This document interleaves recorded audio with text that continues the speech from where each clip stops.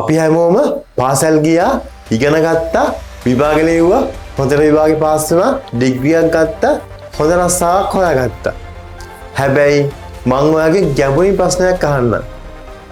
ඔයාගේ ඉන්කම් එක හෙට නැති වුණොත් එහෙම ඔයාට සල්ලි හොයන්න ක්‍රමවේදයක් සිස්ටම් එකක් තියනවද?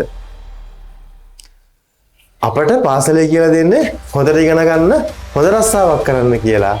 හැබැයි මනි වර්ක් කරන්නේ කොහොමද? ඇසස් කියන්නේ මොකද්ද? ෆයිනෑන්ෂල් ෆ්‍රීඩම් එක කියන්නේ මොකද්ද කියලා අපට කවදාවත් කියලා දීලා තියෙනවද? මෙන්න මේ ප්‍රශ්න ගැන කතා කරන පොතක් තමයි Rich Dad Poor Dad කියලා කියන්නේ. මෙන්න මේ කියන Rich Dad Poor Dad පොතේ මේක ලියුවේ රොබර්ට් කියසාකි විසින්. මෙයාට තාත්තලා දෙන්නෙක් හිටියා. එක්කෙනෙක් තමයි සමාජයෙන් හොඳට පිළිගත්ත උසස් අධ්‍යාපනය ලැබපු ගොඩක් ගෞරව කරපු කෙනෙක්. මෙයා තමයි මේ පොතේ Poor Dad අනික් එකක් කරා, මනි මේක් කරා, ඇසස් මිලදී ගත්තා. මෙයා තමයි මේ පොතේ කියවෙන Rich Dad. ලංකාවේ ජීවත් වෙන අපටත් මෙන්න මේ පැටර්න් එකම තියෙනවා. අපටත් කියනවා ජොබ් එකේ පර්මනන්ට් වෙන්න, රිස්ක් එකක් ගන්න එපා, රජේ රස්සාවක් හොයාගන්න. මෙන්න මේ වගේ දේවල් තමයි අපටත් ඇහෙන්නේ.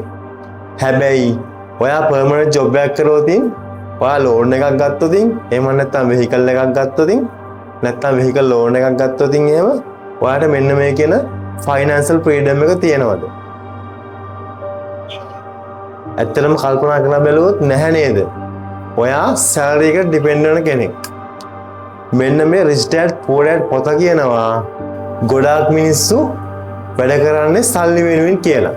හැබැයි rich people'sලා money එයාලා වෙනුවෙන් වැඩ කරනවා. ඔයා ෆයිනෑන්ෂල් ෆ්‍රීඩම් එකකින් ඉන්නවද?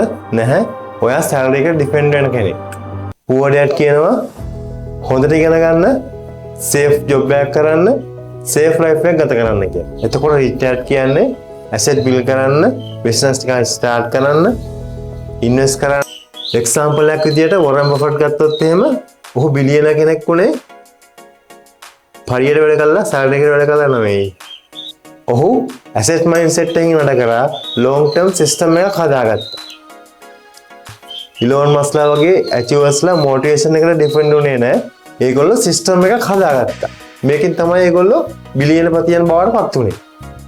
ඇසෙට් බිල්ඩ් කරන්න කියලා ඔයාලට කියන්නේ අවුරුද්දකින් මිලියනපතියෙක් වෙන්න කියනවා නෙමෙයි. ලංකාවේ ප්‍රැක්ටිකල් නො විදියට මම ඔයාලට කියන්නම් කොහොමද මේ සිස්ටම් එකක් හදාගන්නේ කියලා. ඔයාට ටියුෂන් ක්ලාස් එකක් ස්ටාර්ට් කරන්න පුළුවන්. ඔන්ලයින් ස්කිල් එකක් ඩෙවලොප් කරලා ඔයාට එකෙන් මනි හම්බ කරන්න පුළුවන්.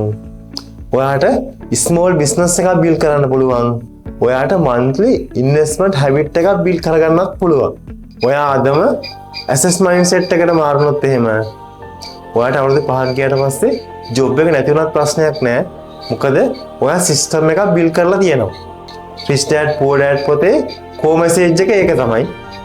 සැලරි එකට විතරක් ඩිපෙන්ඩ් වෙන්න එපා, සිස්ටම් එකකුත් හදාගන්න. මේ වීඩියෝ එක බලන්නේ සාමාන්‍ය thinking pattern එකක් තියෙන කෙනෙක් නෙමෙයි.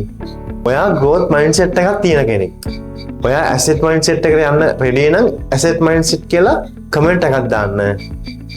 asset සමානයි cash flow එන දෙයක්. liabilities සමානයි cash flow යන දෙයක්.